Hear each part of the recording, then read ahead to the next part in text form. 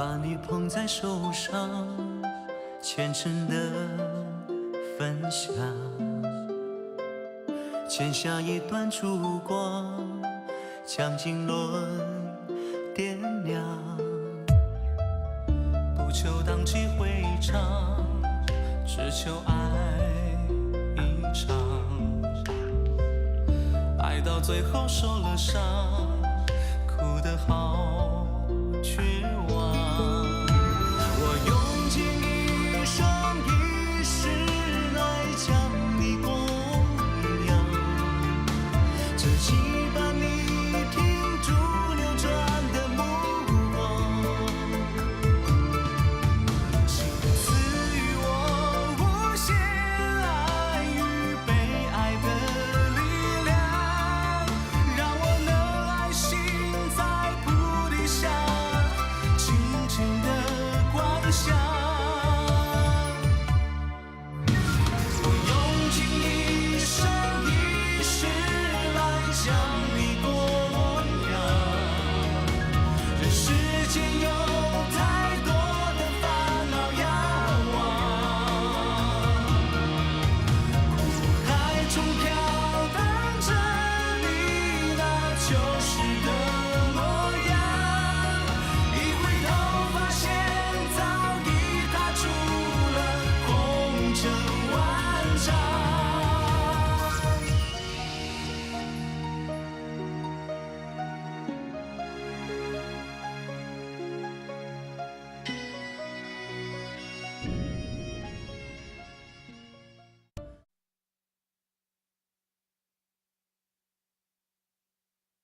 你放心，额娘答应你的事一定会做到的。只是最近你皇阿玛心情不太好，时时刻刻离不开晴川，我就没跟她提。额娘，这件事就不用再提了。嗯，额娘知道，温柔乡即英雄种，女人从来都不是老四的牵绊。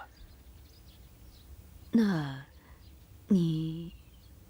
额娘尽管放心，儿臣闲赋在家，又没有什么职务，根本就不是14弟的对手。你这孩子，怎么老是误解额娘的意思呢？额娘是……额娘，您别说了，还是让老四伺候您喝药吧。皇上驾到！气死朕了，真是气死朕了！凭什么？谢皇上。皇上，什么事这么生气啊？大清入关，都快1个甲子了，民间居然还冒出什么朱三太子来，纠集了一帮乌合之众，整天嚷嚷着反清复明，把整个京城闹得乌烟瘴气。那赶快把他们抓起来啊！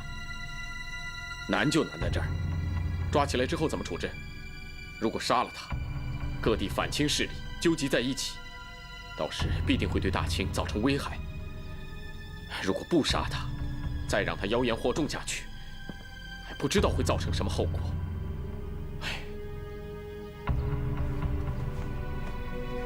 皇阿玛，这件事不如交给儿臣去办。你，儿臣闲赋在家，如果能够为皇阿玛分忧的话，儿臣义不容辞。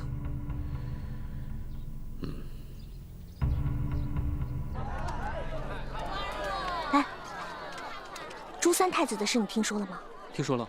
假如我们替皇上解决了这个难题，他一定会对你刮目相看的。可怎么解决？我听说啊，他在酒楼里面蛊惑人心，应该快出来了。我们见机行事。来。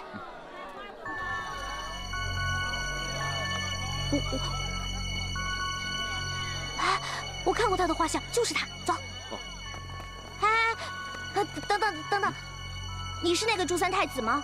嘘。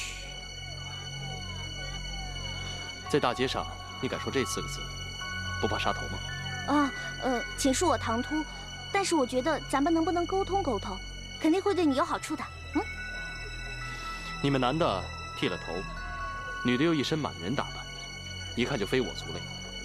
我跟你们俩没什么好聊的，告辞。喂，朱三太子，朱三太。嘘。这位姑娘，我刚才已经跟你说过了，这4个字不能随便乱提的。要是被朝廷的鹰犬听去了，你都已经死了好几回了。你们回去吧，我不会跟你们交谈的。阁下可是朱三先生？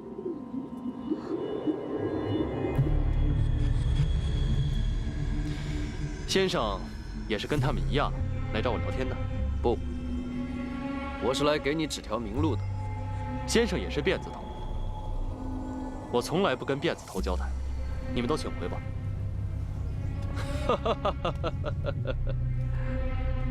先生为何发笑？俗话说，小隐于山，大隐于市。先生在进退两难的时候，竟以貌取人，会不会太过迂腐了？先生，你不听我的不要紧，不过我告诉你，你会错过最好的机会。且慢，先生，里边请。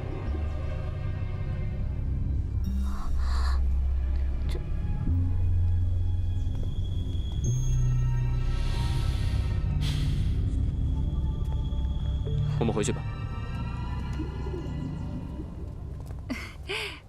朱夫人，你可真有福气，你家相公一表人才，你又怀上了他的孩子。我呀，就图他老实安逸。这男人嘛，哪有不偷腥的？你看你现在怀孕了，难道他就忍着憋着？所谓老实安逸都是假的。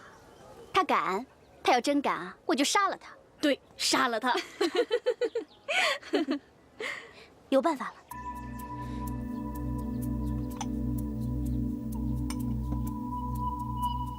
先生所谓的明路，究竟是怎么个明法？